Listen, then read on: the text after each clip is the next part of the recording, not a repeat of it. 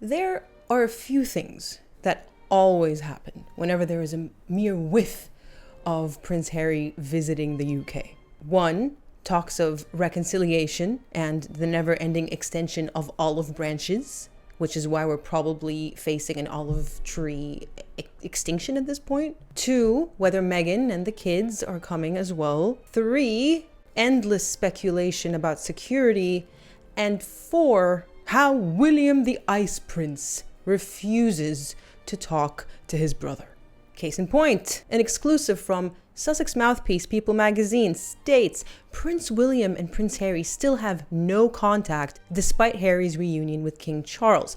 There has been no movement, especially on William's side. I find it funny how people, or in this instance the media, constantly parrot this false, in my opinion, narrative that Prince William is this cold, unfeeling older brother who won't budge and forgive his darling Harold and just talk to him.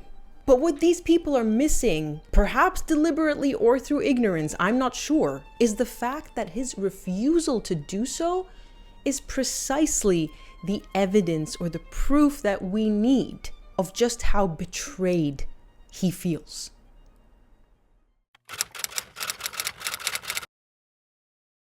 Right off the bat, let's acknowledge this rift between the brothers for what it is, which is a tragedy. As a sibling myself, I have an older brother and a younger brother. I'm sandwiched in between.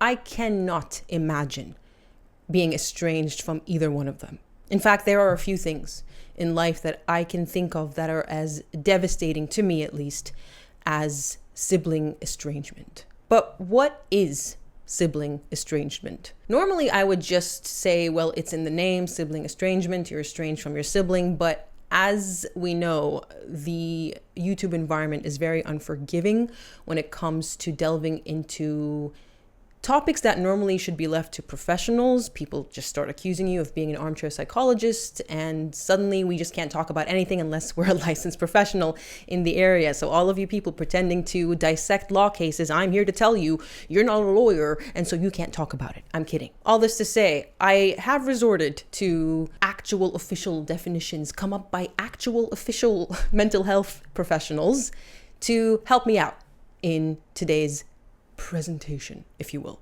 Sibling estrangement is a process in which at least one family member voluntarily and intentionally establishes or maintains distance from another because of an ongoing negative relationship. Another study defined estrangement as managing unresolved emotional problems with family members by substantially reducing contact or remaining in physical contact but maintaining emotional distance. Now, we know that with Prince William, or at least I shouldn't say we know, we can assume based on the headlines starting very early, as far back as 2018, that this was a gradual process with Prince William. I do not believe for one second that he just went no contact with Harry. I think there were lots of talks, confrontations, as we know, the famous dog bowl confrontation, for instance, when the bullying allegations went out of hand. And I'm fairly certain Prince William, as a brother who clearly loves his younger brother, I don't think there's any dispute about that, tried his best to not get to this point. But I'm getting ahead of myself. Back to the People magazine article. A source who knows both brothers adds, I thought it would have perhaps eased a little bit by now, to be honest, but there's been no movement, especially on William's side. And why is that? The story shouldn't end there. These tabloids and magazines are always consulting fashion experts and body language experts and royal experts. Why not consult actual, licensed clinicians, psychologists, people who can actually shed light on why it is exactly that Prince William is maintaining his distance? This is what I mean by they're either doing this deliberately to cast him as the evil older brother who's jealous and just, can't fathom the fact that Harry married Meghan, or they just don't know. They're ignorant or lazy. Maybe psychologists and mental health experts are too expensive to interview. Let me know in the comments if you work in the industry and you have some insight. But here's an idea for these publications, if they actually want to do some good in this world. Why not consult actual experts who specialize in sibling estrangement or familial estrangement in general, if that's even the correct term? Forgive me if I'm making up stuff. And ask them to educate the audience as to why. Because when you leave it open-ended or unanswered like that, it leaves people who don't know or who don't understand thinking the worst of Prince William. He's awful. He's cold. Poor sweet Whittle Harry. Where? The fact of the matter is, and as sad as this is, sibling estrangement is not rare. However, studies find that normally it's a temporary phenomenon. In fact, sibling relationships have been described by the literature as being some of the longest lasting of people's lives and most fulfilling. On the flip side, there has also been acknowledgement that they can be some of the most destructive relationships as well. And I'm adding this as my own aside, possibly because the bond can be so close that when it goes wrong, it detonates spectacularly. The more you love someone and the closer they are, the more damage they can do and the more it hurts, which I believe is what leads to the drastic solution, if we can call it that, of no contact. At this point, after years of commentary, I don't think we need examples of just how damaging Prince Harry has been to his brother, his brother's family, and their reputation. And for anyone who thinks that the estrangement is not taking a toll on William, I would invite you to reconsider. Studies reveal that even though it's a voluntary choice, estrangement in close family relationships has been shown to have potentially far-reaching consequences for family functioning and individuals' well-being. That's plural individuals, so Prince William included. And that's precisely what makes the coverage of Prince William's no-contact choice so misleading. It gives this false impression that it's exactly what he wants. But when you look at Prince William, when you look at his disposition, when you see that he is a family man through and through, and as I said, before Meghan came along, was very close to Harry and loved his brother very much, and I will say, likely, very likely, still loves him to this day, it's not far-fetched at all to conclude that going no contact was an option of last resort. And it very often is. If you're a normal person who loves your family and you have empathy and you're not Meghan Markle, basically, it's not something that family members resort to as a first option. It's painful, it's difficult, and often the person who goes no contact builds up to it. It starts off by giving them second chances, third chances, fourth chances, heck, maybe 10 chances, until you run out of chances to give and you realize that their presence in your life and their refusal to change is taking its toll on your well-being and or the well-being of your loved ones. And so something that is prima facie negative, going no contact with a family member, suddenly becomes a healthy solution to an unhealthy environment. Without even being a part of the royal family, just being an observer in the sidelines, as I've said, we've watched this play out for years, ever since Meghan joined the fray, a decade now. And it is clear that William and Catherine and the other members of the royal family had to put up with a lot until it just got too toxic, too poisonous to survive it. So what causes the unhealthy environment that becomes too much? Well, according to the research, the case is practically Meghan and Harry's dynamic personified. According to a study titled Estrangement Between Siblings in Adulthood, a Qualitative Exploration, siblings from whom the respondents were estranged were described as having challenging character traits and displaying behavior that was inappropriate and harmful. Jealousy, competitiveness, untrustworthiness, betrayal, and trauma are just a few examples. Other negative qualities include a sibling being critical, bullying, controlling, manipulative, attention-seeking, secretive, patronizing, grandiose, and a troublemaker. And get this, this is where it becomes textbook Meghan and Harry. As for estrangements from brothers, a number of respondents described their brothers as being controlled or manipulated by their wives, or described their brother's wife as coming in between the sibling relationship or the family as a whole. You see what I mean when I said this is textbook Meghan and Harry? You know, it's funny, part of growing up and getting older and spending more time on this earth is realizing that our problems are rarely unique. I don't have experience with this particular problem, don't get me wrong, but I know people who do, and the fact that it's come up in the research tells you that it's far more common than we might think. Just shows you, I guess, just an aside from me, how repetitive human beings can be in their behavior, good or bad. But I digress. One of the go-to remarks whenever this rift between Harry and William comes up is the whole, oh, what would Diana think? Case in point, Exhibit B from People magazine. Princess Diana would be devastated that it has turned out like this, particularly because the brothers were once so close. And look, while I don't doubt that much like their father, Princess Diana, were she alive, would not be happy about the current state of affairs. Of course she wouldn't. What mother would? But the irony here is that according to the research, this is not coming from me, this isn't armchair psychology, she and King Charles likely had a lot to do with this result. Disruptive family events, specifically separation, divorce, even the death of a parent. Now, of course, it's not Princess Diana's fault that she died. I'm not saying that. But these things were paralleled by increases in siblings' probability to experience estrangement.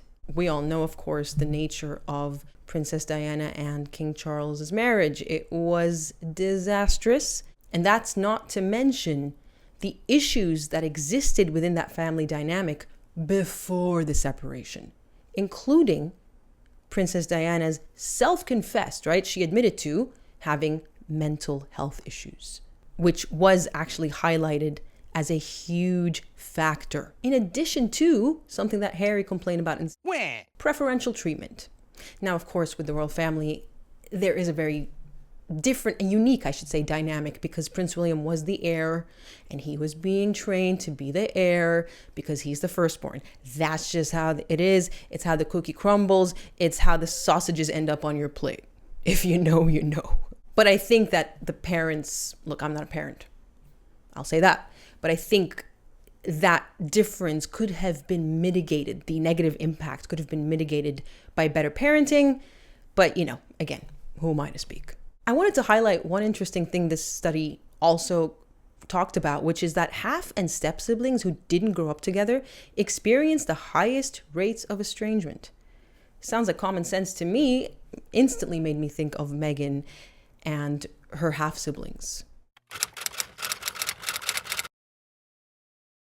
Royal historian, see, I told you, they will go to every royal expert and historian and body language expert, but they just won't talk to mental health experts to further explore this very interesting topic, which doesn't get enough coverage in my opinion. But again, I'm getting, off track. Royal historian Robert Lacey previously told People, the rift is very profound and long-lasting. It will not be changed, in my opinion, until Harry makes a move and apologizes. Which likely means never. We all know how hell-bent Harry is on receiving an apology for heaven knows what. But that's his mindset. When it comes to William, I don't think it's difficult to get a read of him, and he is quite proud, and I don't say that in a negative way. He seems to be a man of integrity and a man who will stick by his beliefs, even if it means confronting a loved one. But it also means that once he's taken a stance, which he knows to be or is convinced is right, such as in this case going no contact with his brother, he likely won't budge until the wrongs committed against him and his loved ones have either been rectified or at least acknowledged and apologized for. Is that correct verbiage? I don't know.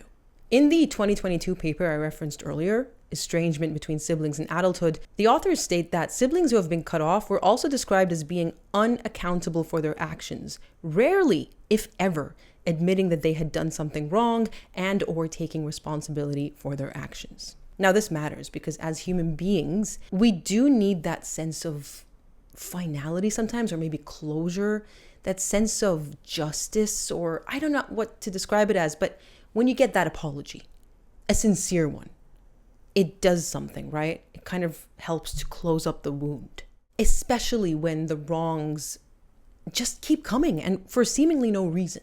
Because at that point, what Prince William is likely thinking, and I'm sure many of us have been in this situation, whether towards a sibling or a lover or a friend, whatever, is that if I'm going to forgive you and allow you back into my life, I need to know that you won't do this to me again.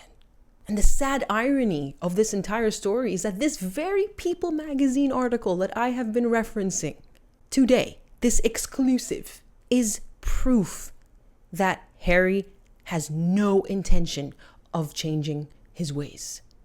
Because we know People magazine is their mouthpiece. It's an exclusive. There's your hint. This is coming from their camp. Harry is still waging an active war against his own brother by trying to paint him as the cold, unfeeling monster. And it doesn't just stop with trying to paint William as a bad person. There have been other exclusives out there about, the meeting, the supposedly private meeting that took place between King Charles, Queen Camilla, Meghan and Harry and their kids, which apparently only lasted an hour and was quite formal. But how do we know what happened inside these closed doors?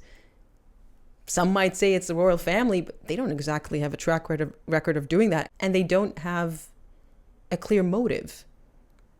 This is classic Meghan and Harry. And usually you can tell from the publications that choose to reveal this information. The usual culprits, as it were. So clearly, Harry and Meghan, I should say, have no interest in changing their ways because, as we say in almost every video, they refuse to believe they're in the wrong. And so can you really blame Prince William for choosing to maintain this staunch position of no contact? Finally, I quoted earlier the study about how, wives are basically, more often than not, in the case of estrangement between brothers, the cause behind it. Of course, not all wives, just, a very toxic minority. Recently, there have been reports, particularly this one from the Daily Mail, that Meghan Markle is very much pro Harry reestablishing contact with his family and reconciling.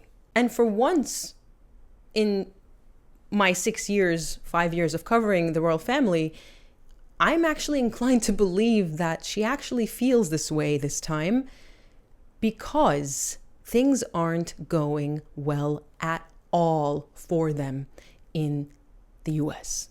It is my opinion, just my opinion, based on information available to me in the public domain, that Harry is only open to a reconciliation, if you can even call it that, because it comes with so many terms and conditions.